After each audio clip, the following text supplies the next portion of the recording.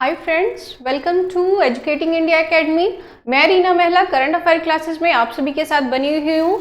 और जैसे कि पिछले लेक्चर्स में आप सभी ने देखा है, हमारा टारगेट एरिया है बीपीएससी प्रीलिम्स को ध्यान में रखते हुए ही हम लोगों ने अभी हाल फिलहाल में करंट अफेयर क्लासेस के साथ साथ और भी बहुत सारे सब्जेक्ट्स को हम कवर कर रहे हैं, जैसे Sajiya ma'am history Bihar special और हिस्ट्री का जो मेजर पोर्शन है उसको कवर कर रही हैं। और पीयूष सर जो है वो ज्योग्राफी के जो विशेष टॉपिक हैं आपके एग्जाम पॉइंट ऑफ व्यू से इम्पॉर्टेंट है, वो अपने ज्योग्राफी क्लासेस के साथ आप लोगों की प्रिपरेशन में हेल्पफुल हैं, बने हुए हैं। तो मेरी आप सभी से रिक्वेस्ट है कि अब हमारी जो क्लासेस हैं उसके साथ रेगुलर आप लोग बने रहिए। आपकी सफलता में ही हम लोग सहयोग करने के लिए आप प्रयासरत हैं, आप सभी के साथ बने हुए हैं। तो मैं रीना महिला करंट अफेयर क्लासेस में आपका स्वागत करती हूँ। और आज का हमारा सबसे पहला विषय है वो है आई बॉक्स।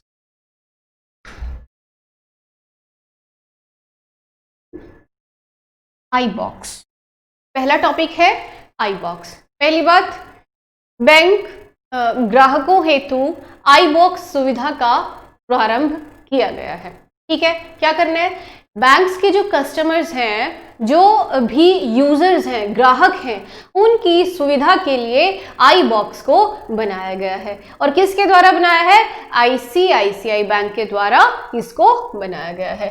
किसके लिए बनाया गया है? ये बनाया गया है ग्राहकों के लिए, कस्टमर्स के लिए। और दूसरी बात, कौन से बैंक के द्वारा बनाया गया? आईसीआईसीआई बैंक के द्वारा आई बॉक्स को बनाया गया है। किसको बनाया गया है? आई बॉक्स को बनाया गया है। कौन से बैंक के द्वारा? आईसीआई बैंक के द्वारा। उसके अलावा आप लोगों को याद रखना है, ये जो आई बॉक्स है, ये जो आई बॉक्स है, ये 24/7 काम करेगा।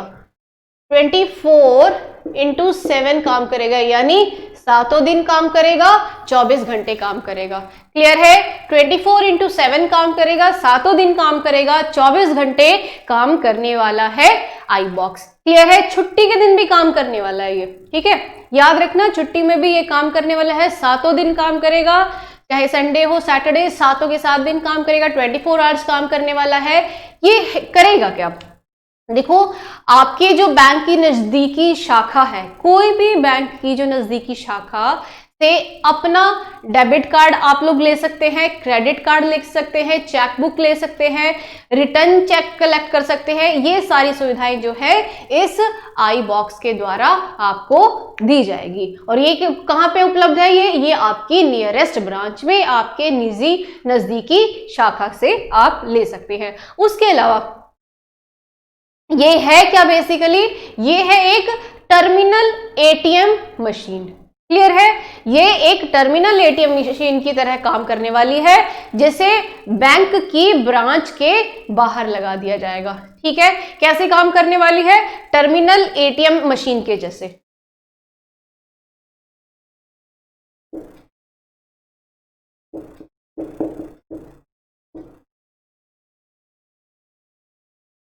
टर्मिनल एटीएम मशीन के जैसे ये काम करने वाली है। क्लियर है बात? आई बॉक्स यानी ये क्या है? आई बॉक्स जो है ये सुविधा बैंकों के जो ग्राहक हैं उनके लिए है। आईसीआईसीआई बैंक के द्वारा इसको लॉन्च किया गया है। 24/7 काम करने वाला है। ये debit card, credit card, cheque book या फिर रिटर्न चेक आपको कलेक्ट करना है, ये सारी सुविधाएं जो है आप लोगों को देने वाली है। और उसके अलावा ये एक टर्मिनल एटीएम मशीन के जैसे है, बैंक ब्रांच के बाहर इसको लगाया जाएगा। क्लियर है बात? आई बॉक्स समझ आया? अगला टॉपिक है, बैंक से ही रिलेटेड है, मनी ऐप।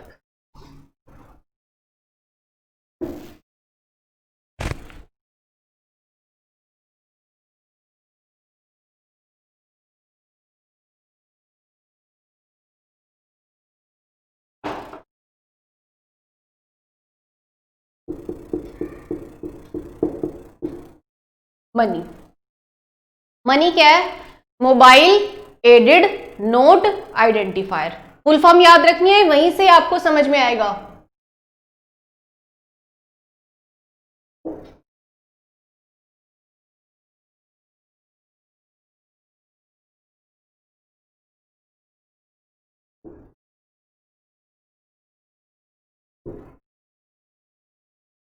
मनी क्या है? Mobile aided note identifier. क्या करेंगे? जो नोट है, जो करेंसी है, जैसे जितने भी नोट है 500, 1000, 2000, 100 रुपए, 10 रुपए, 20 रुपए, इसको, ये जो नोट है उसको पहचानना है, आइडेंटिफाई करना है। देखो, जो हमारे जो डिसेबल्ड होते हैं, जिनको ठीक प्रकार से दिखाई नहीं देता है, जो पहचान नहीं पाते हैं, इस ऐप के माध्यम से क्या किया जाएगा? वो क्या कर सकते हैं? वो नोट को पहचान सकते हैं कि कितने रुपए का नोट है। ठीक है, जो दृष्टिबाधित है, जो देख नहीं पाते हैं, जो डिसेबल्ड पर्सन है, जो नहीं देख पा रहे हैं, उनके लिए मनी ऐप आरबीआई द्वारा लॉन्च की गई है। याद रखना है कि किसके द्वारा इसको लॉन्च किया गया है? आरबीआई के द्वारा। और करेगा क्या?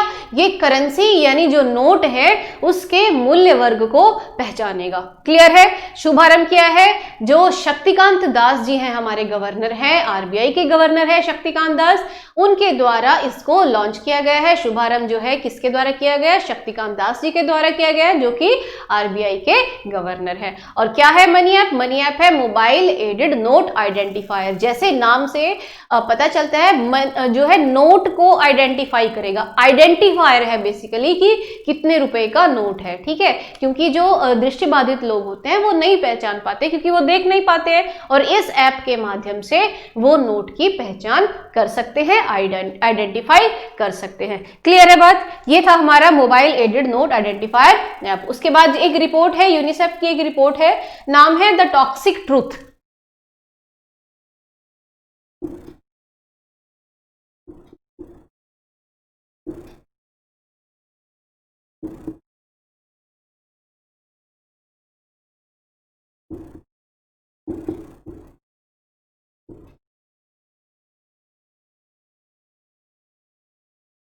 नाम है द टॉक्सिक ट्रूथ।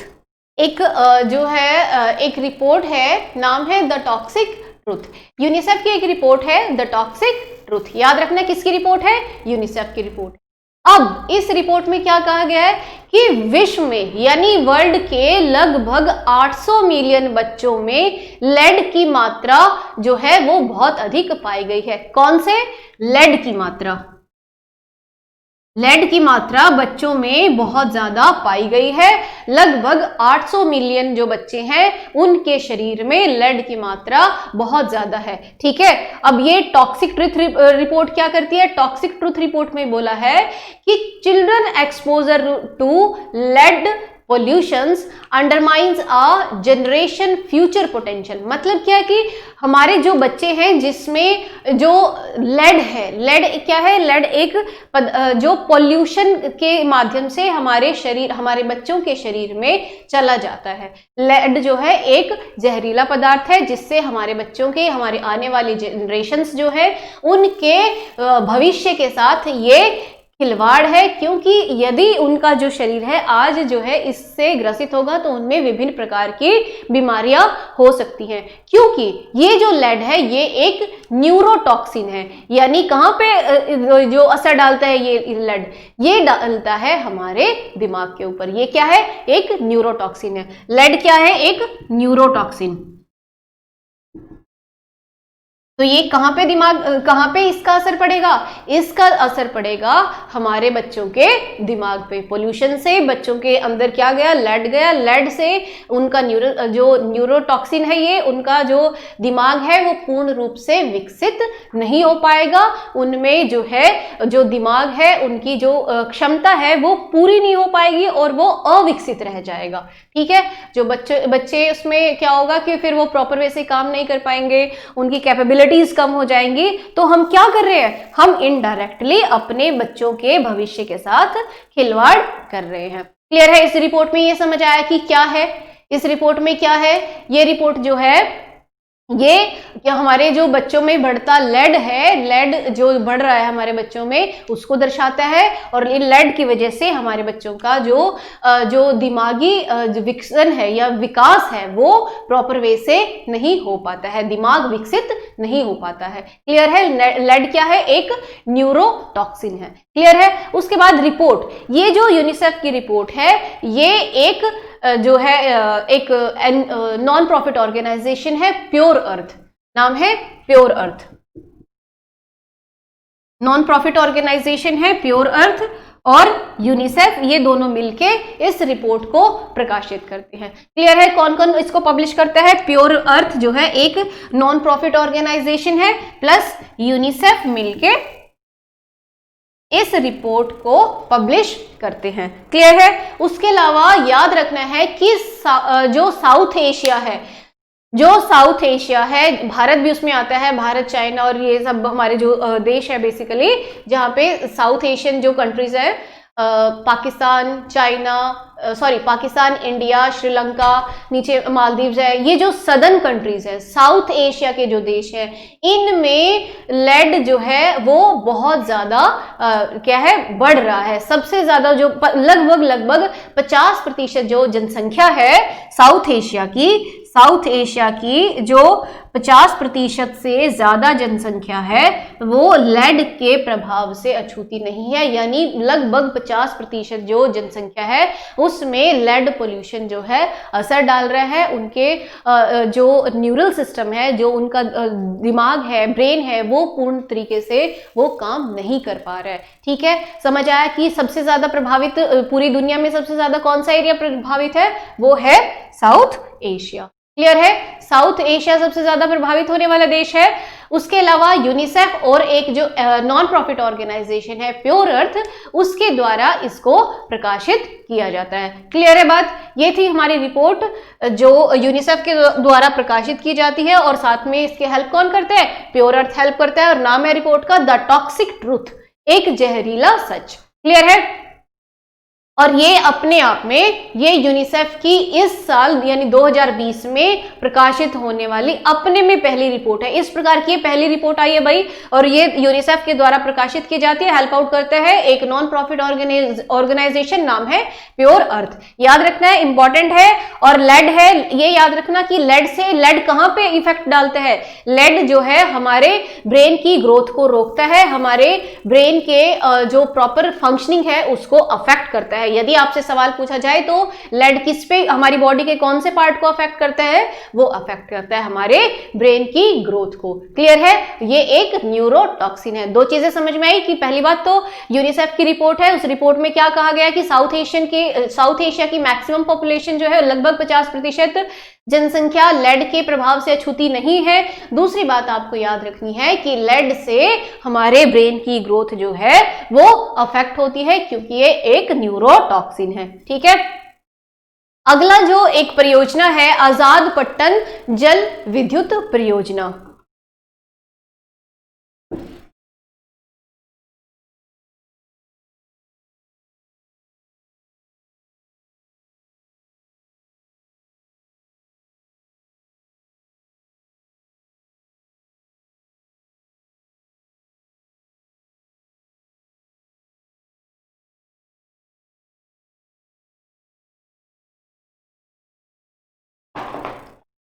अगली जो परियोजना है आजाद पट्टन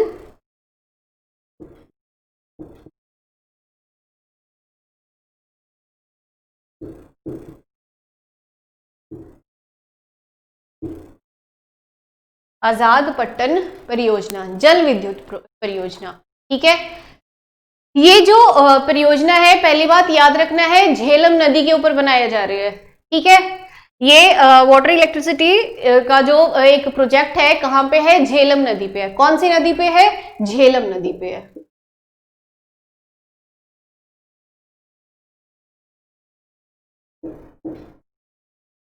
कौन सी नदी पे है? झेलम नदी पे है। ठीक है, याद रखना है एक जगह है पाकिस्तान ऑक्यूपाइड कश्मीर में, सुधोती जिला है पाकिस्तान ऑक्यूपाइड कश्मीर में, नाम है सुधोती, और यहाँ पे झेलम नदी पे आजाद पट्टन जल विद्युत परियोजना बनाई जा रही है। इस परियोजना के लिए दो देशों के बीच में समझौता हुआ है। किस किस में? पाकिस्तान और चाइना। पाकिस्तान और चाइना मिलके इस आजाद पट्टन परियोजना, जल विद्युत परियोजना है ये, इसको बना रहे हैं। कौन कौन? पाकिस्तान और चाइना। इसमें कैपेसिटी कितनी है? इस वाटर हाइड्रो इलेक्ट्रिसिटी प्रोजेक्ट जो है, इस हाइड्रो इलेक्ट्रिक प्रोजेक्ट की जो कैपेसिटी है वो है 700 मेगावाट। ये एक 700 मेगावाट जो है ये इलेक्ट्रिसिटी जनरेट करेगा। कितनी कैपेसिटी है इसकी? 700 मेगावाट। ये जो हाइड्रो प्रोजेक्ट है, ये हाइड्रो इलेक्ट्रिसिटी प्रोजेक्ट जो है, ये चाइना और पाकिस्तान के द्वारा मिलके इसको बनाया जा रहा है। ठीक है, परियोजना समझ आई। उसके अलावा ये जो भाग है ये सीपैक का भाग है। सीपैक है चाइना पाकिस्तान इकोनॉमिक कॉरिडोर। किसका भाग है ये? सीपैक का। चाइना पाकिस्तान इकोनॉमिक कॉरिडोर किसका भाग है? चाइना पाकिस्तान इकोनॉमिक कॉरिडोर का ये भाग है। और दूसरी बात, सीपैक के अंडर ये जो परियोजना है दूसरी परियोजना है। ठीक है, याद रखना ये सीपैक का भाग है, चाइना पाकिस्तान इकोनॉमिक कॉरिडोर का भाग है। दूसरी बात, दूसरी परियोजना है ये, और इसकी कैपेसिटी है 700 मेगावाट। चाइना और पाकिस्तान के बीच में समझौता हुआ है इस परियोजना के लेके। और कौन सी नदी पे है? ये है झेलम नदी पे। झेलम नदी पे ये जो हाइड्रो इलेक्ट्रिक प्रोजेक्ट है ये बनाया जा रहा है। उसके अलावा कौन से रीजन में है? ये पाकिस्तान ऑक्यूपाइड कश्मीर जो है उसमें एक जिला है सुधोती, वहां पे इस परियोजना को बनाया जा रहा है। और चाइना और पाकिस्तान के बीच में इसको लेके एक समझौता हुआ है। क्लियर है भाई? ये था हमारा आजाद पट्टन हाइड्रो इलेक्ट्रिक प्रोजेक्ट। ठीक है,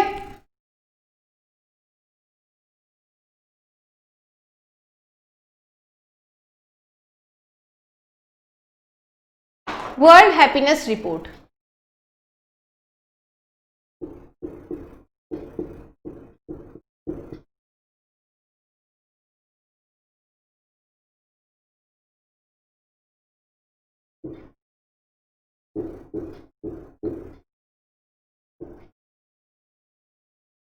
वर्ल्ड हैप्पीनेस रिपोर्ट, ये रिपोर्ट बहुत इंपॉर्टेंट है, एग्जाम पॉइंट ऑफ व्यू से पूछे जाने वाली रिपोर्ट है। बार बार जो है इससे सवाल पूछा जाता है। इससे पूछा जाता है कि कौन सा ऐसा देश है जो वर्ल्ड हैप्पीनेस रिपोर्ट में जिसने टॉप किया है। मैक्सिमम टाइम ये सवाल पूछा जाता है। इंडिया की रैंकिंग इसके लिए बहुत इंपॉर्टेंट है इस रिपोर्ट से संबंधित। दूसरी बात, ये किसके द्वारा प्रकाशित किया जाता है?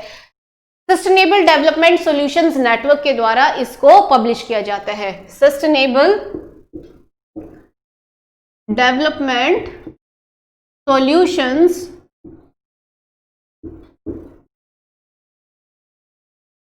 Network, sustainable development solutions network के द्वारा इसको प्रकाशित किया जाता है। ठीक है, किसके द्वारा प्रकाशन होता है वर्ल्ड हैप्पीनेस रिपोर्ट का?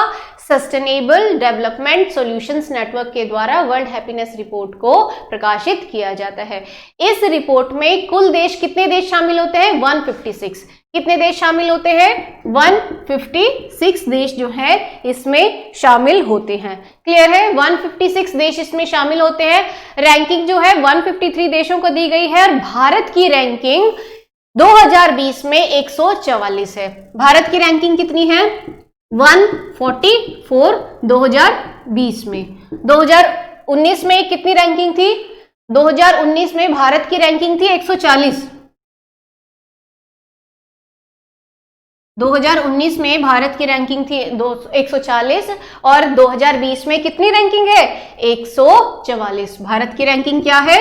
144। क्लियर है? उसके अलावा याद रखना है कि वर्ल्ड हैप्पीनेस जो रिपोर्ट है उसमें टॉप किसने किया है? फिनलैंड। सबसे अच्छा जो हैप्पीएस्ट देश है जिसमें सबसे ज्यादा खुशहाली है वो देश है फिनलैंड। टॉप करने वाला देश कौन सा है? फिनलैंड। क्लियर है? पहला स्थान किसको मिला है? फिनलैंड को मिला है। दूसरा स्थान मिला है डेनमार्क।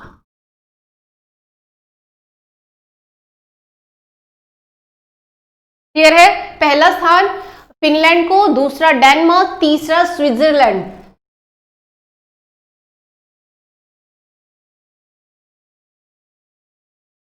स्विट्जरलैंड। क्लियर है? जो सबसे निचले स्तर पे 3 देश हैं, बॉटम पे जो है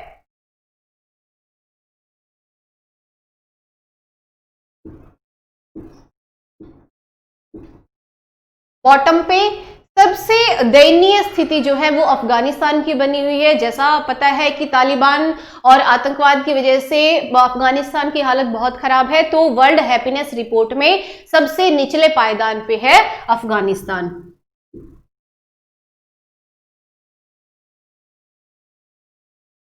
153वीं रैंक है अफगानिस्तान की। उसके बाद जो देश है वो है साउथ सूडान। साउथ सूडान की रैंकिंग है 152। क्लियर है। उसके बाद तीसरे स्थान पे है जिम्बाब्वे।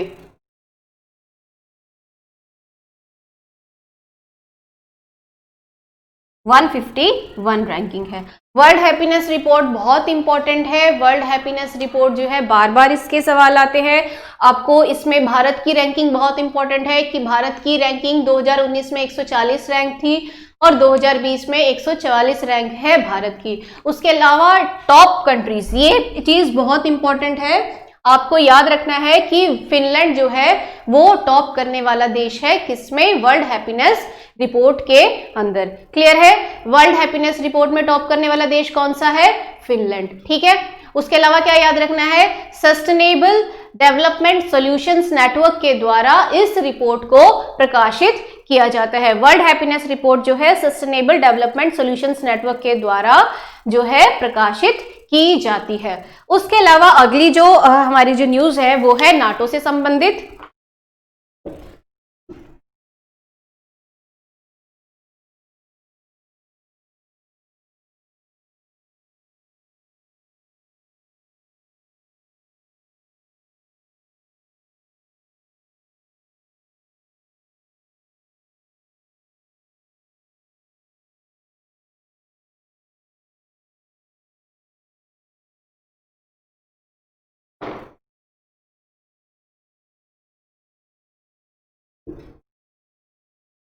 नाटो से संबंधित अभी हाल ही में नॉर्थ मैसेडोनिया, ठीक है, नॉर्थ मैसेडोनिया जो है इसका 30th मेंबर बन गया है। ठीक है। याद रखना है कौन सा ऐसा देश है जो हाल फिलहाल में नाटो का सदस्य बना है, सदस्य राष्ट्र है नॉर्थ मैसेडोनिया। क्लियर है। कौन सा देश है, नॉर्थ मैसेडोनिया।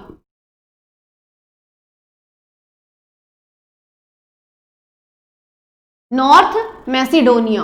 क्लियर है। नॉर्थ मैसेडोनिया जो देश है वो इसका हाल फिलहाल में 30th मेंबर बना है। कौन सा, 30वां देश, 30वां सदस्य जो है वो कौन सा है, नॉर्थ मैसेडोनिया। क्लियर है।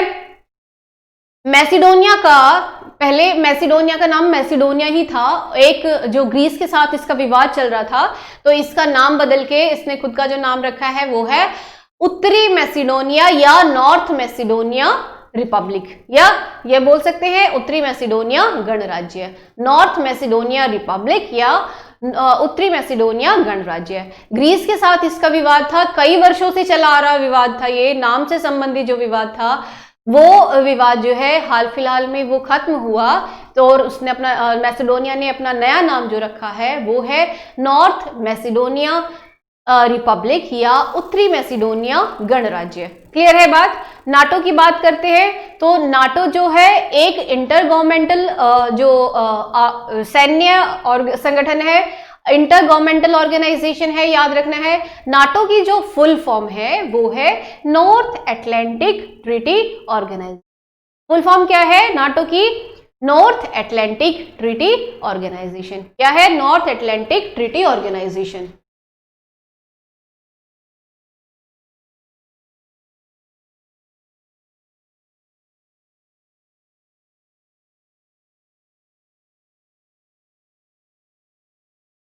मैसेडोनिया का जो विवाद था ग्रीस के साथ वो नाम से संबंधित था और उसने अपना नया नाम रखा नॉर्थ मैसेडोनिया रिपब्लिक। क्लियर है। उसके अलावा ये नाटो में शामिल होने वाला 30th राष्ट्र है, 30th कंट्री है, 30th मेंबर है नाटो का। नाटो जो है एक इंटर गवर्नमेंटल ऑर्गेनाइजेशन है, एक सैन्य संगठन है, क्योंकि इसकी जो फुल फॉर्म है ये नॉर्थ एटलांटिक ट्रीटी ऑर्गेनाइजेशन है। इसको जो है 4 अप्रैल 1949 में बनाया गया है। कब बनाया गया है इसको, 1949 के अंदर। क्लियर है। 1949 में नाटो को बनाया गया और कहां पे, अमेरिका में बनाया गया है। क्लियर है। और इसके अलावा इसका हेडक्वार्टर कहां पे है, इसका हेडक्वार्टर है ब्रुसेल्स जो बेल्जियम में है। क्लियर है। हेडक्वार्टर कहां पे है, ब्रुसेल्स।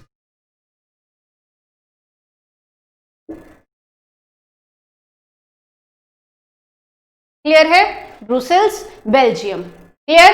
ब्रुसेल्स में नाटो का हेडक्वार्टर है। क्लियर है? इसको बनाया कहाँ गया था? इसको बनाया गया था अमेरिका के अंदर। अमेरिका का जो कैपिटल है वॉशिंगटन डीसी, वहां पे नाटो की स्थापना हुई थी 1949 के अंदर। हेडक्वार्टर क्या है? ब्रुसेल्स बेल्जियम में। क्लियर है? और ये है क्या?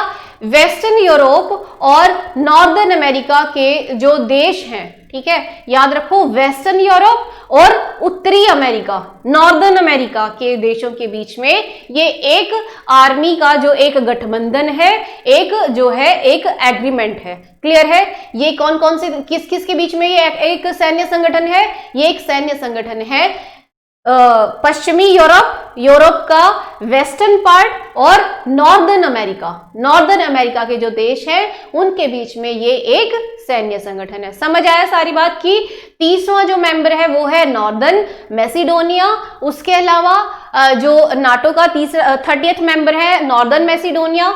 और नॉर्दर्न मैसिडोनिया ने अपना नया नाम कब रखा? ग्रीस के साथ इसका विवाद था, मैसिडोनिया नाम किससे संबंधित, नाम के ऊपर विवाद था, तो इसने अपना नया नाम रखा नॉर्थ मैसिडोनिया रिपब्लिक। क्लियर है? और 30th मेंबर है नाटो का। नाटो की स्थापना 1949 में हुई थी, अमेरिका के वॉशिंगटन शहर में हुई थी, हेडक्वार्टर ब्रुसेल्स है। और उसके अलावा ये एक जो है इंटर गवर्नमेंटल ऑर्गेनाइजेशन है, एक सैन्य संगठन है। और किस किस के बीच में सैन्य संगठन है ये? वेस्टर्न यूरोप और नॉर्दर्न अमेरिकन जो कंट्रीज हैं उनके बीच में। क्लियर है? उसके अलावा एक होप जो है सैटेलाइट, उसकी बात कर लेते हैं।